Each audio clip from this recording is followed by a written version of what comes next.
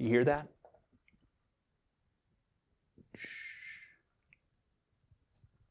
That is the sound of my apartment when my kids are at school. It is a very rare sound in 2020. And a good reason why it has taken me months to turn the cameras on and to deliver another Pensies to you all. If you remember my goal for 2020, not exactly one of my biggest goals, but one of them was to make 15 of these videos on everyday spirituality and books. And I think we're on number 5. We are on number 5.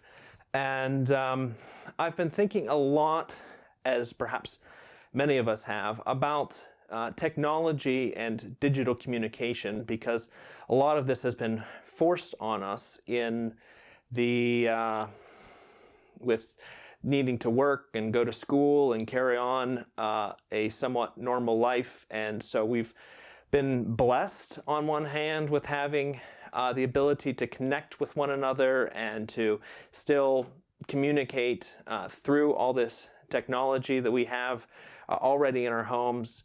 And on the other hand, we've battled it and certainly have wished for other things. One of the things that I have noticed is that a lot of the groups that we're involved in, work, school, leisure, church, have sort of indicated that what we're learning now with video or with other kinds of digital communication, let's say, is something that we're going to do more of in the future. That this has kind of been a catalyst for a new kind of interaction with this. So schools are thinking about how they can be more high-tech, how they can use technology, use phones and tablets to work with students, to teach kids how to deal with these sorts of things, to work places are trying to imagine how more home offices could be involved, how you could have more decentralized work groups. And same with churches or other sorts of less formal ways of gathering. Clubs are thinking about how can we use this in the future. And I mean, one of the arguments for it has been that people are already in the sort of digital communication world, and this is just a way to sort of meet them where they're at. Now, on the other hand, there's our personal life, or what we think of as our personal life, and I think there aren't many of us who really don't hope for the day in which these restrictions are lifted and we can stop dealing with each other through screens, microphones, and video cameras. And we've seen that there really is a difference. It's not the same to deal with somebody through these devices as it is to just meet with them. And they're, from young people to old people to middle-aged people to whatever other kinds of people that there are. We've all hoped for the day when we can sort of put aside these devices and once again be together with people physically. I don't know if you remember what it was like in 2019 and how we dealt with these things.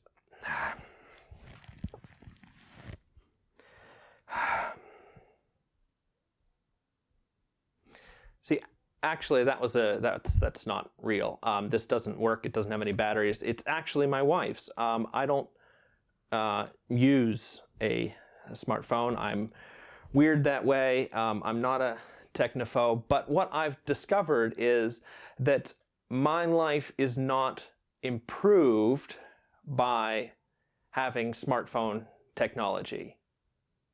And I think that's a very important distinction and something we need to think about as we move forward and as technology advances. You have to remember one thing is that there's two groups of people that are always going to tell you that this new technology is better. And one is tech companies. In a sense, they're in the business of innovating and then putting that product out and then telling us, this is just so much better. It's better than what you have, or it just does a job better than the other things. And the other are the people who are always going to be, let's say, eagerly interested in technology and just what things do. I'm talking about people who just want to get their hands on this new kind of gear and just try to figure out, what happens when you push this button. And those tech people, that's not a 20 or 21st century invention. Those people have been around for a very long time, and there'll always be a segment of the population, and they will always think, this sort of new tech thing is important. I want to have that, and they want everybody else to have that. Or at least they'll speak that way, as if this is the new best thing. And the thing we need to kind of keep in mind, and this has been important to me for a long time, is remembering that new technology is not necessarily better. And that means even in simple things, like, I don't know if you've ever seen people trying to sell a new kitchen gadget to you that sort of does two different things at once, or cuts things more finely, or whatever it is. And you maybe buy it and you realize, first of all, I don't have any place to put one more piece of technology in the kitchen, and it isn't really all that useful. And that's the thing with technology. Technology, we're talking about tools. And with tools, the question is always, what are you using the tool for? I can remember when I would go out to where my dad's tools are, where they were in a garage, and I would see things and I didn't really know what it did, why you would use this particular object. It sort of just, some of them mystified me, and he bought them for various reasons, who knows why. And they sat around, and then maybe one day he would pull it out and use it on the car or the garden or whatever it was that project he had going on. But that's the thing about tools. And it's not any different when we're talking about digital tools. The question is, what are we using it for? And then that calls up a more important question, which is, what is our overall life about? So if we're going to use tools in the midst of our everyday life, the question is, well, what is our life about, and what sorts of tools do we need to be involved in that life that we are pursuing? And then, of course, the question also is, well, what is our overall spiritual life about, and what sorts of tools do we need there? So in not just this video, but I've got a couple ideas for some other videos that I'm going to try to do this week, and I don't know exactly when they'll be released, but to talk about the role of digital communication devices, technology, and spirituality and spiritual life. I think I've learned some things over the years, not just in the Corona times. I've worked in home office and done distant communication for a very long time, and I don't adopt everything. I mean, like the smartphone, I've decided I don't really need that, but I'm not a technophobe. I'm doing this video here with a good deal of technology. So there's certain things that I think are worth it and not worth it. But more importantly, there are, I think, 3 areas we need to ask about with respect to spiritual life. The first of that is meaning. We are all going to need or want some sort of meaning in our life.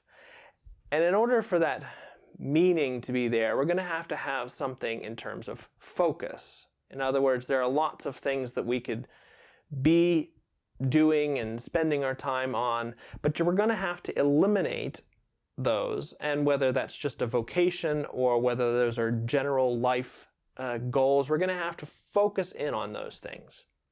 And in order to have focus, you're going to have something called simplicity.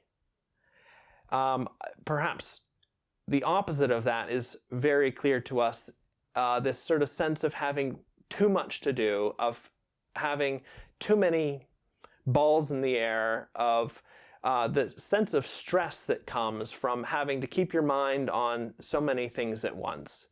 And stress is a really good term for what happens when we lose simplicity, which means we're probably losing focus, which means we might come to the end of the day and really wonder, what is this all about? What is my life really for? Where's the meaning in my life? So meaning is the one thing.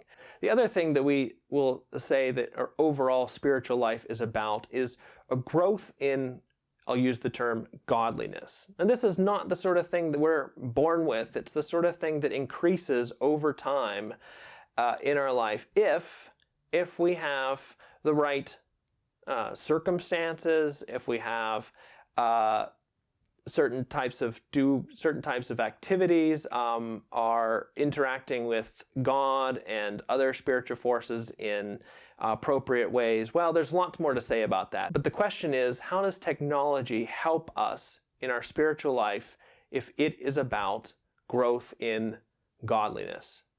And the third thing that spiritual life is about is strong and uplifting relationships with other people. And so the question becomes, does technology, this particular digital communication device, is that actually contributing to a spiritual life in which we are maintaining and also in growing in strong and uplifting relationships with other people, with our neighbors, that's especially the people that we live with, but as we branch out from there, our colleagues, our friends, family, are those relationships strong? Are they increasing in strength? Are they encouraging, uplifting for us? So with this Corona season, it really is a time in which we can envision what a new normal will be like once restrictions are lifted with respect to technology.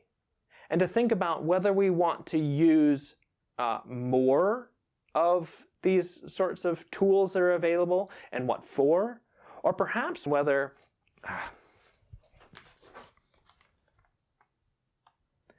we've been using them too much and we need to find a way to do it with less.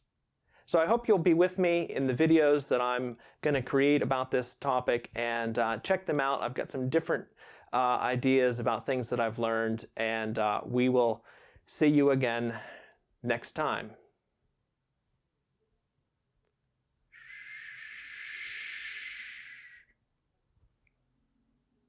Street sounds, neighbors,